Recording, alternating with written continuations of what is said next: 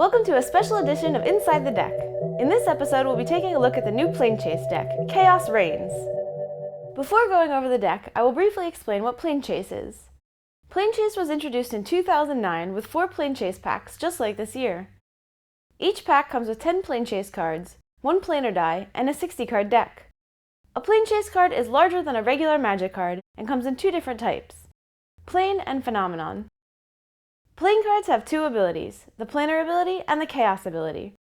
The Planar ability affects all players whether individually or globally.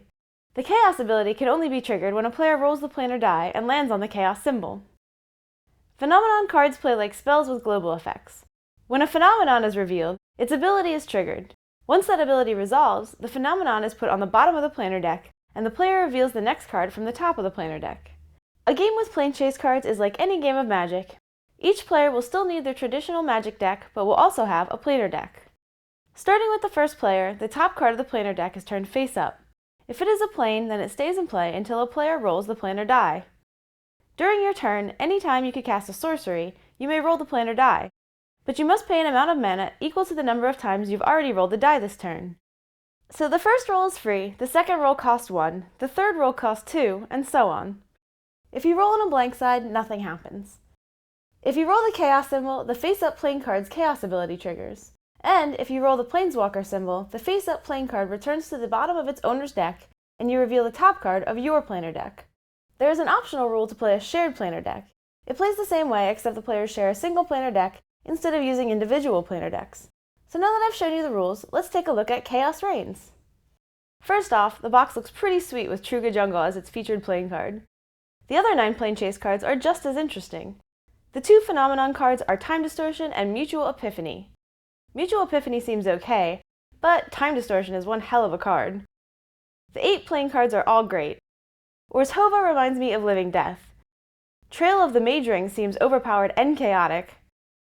Wind Riddle Palaces is an overpowered future sight. Truga Jungle is a Joiner Adept for all players.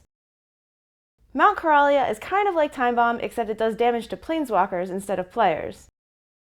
Hedron Fields of Agadeem is an ensnaring bridge with 7 cards in hand, except it also gets you a 7/7 if rolled on a Chaos symbol.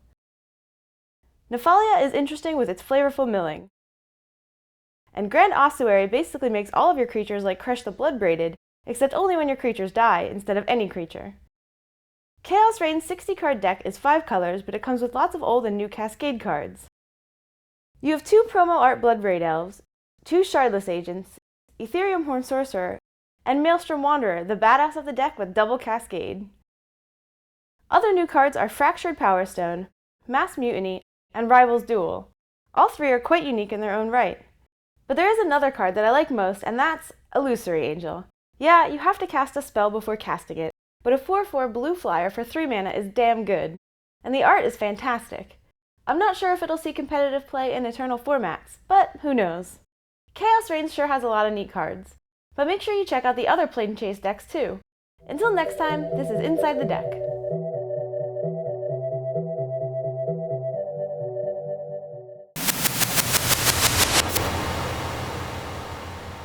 Grasp of Darkness is 2 black mana for an instant to give target creature -4/-4 until end of turn.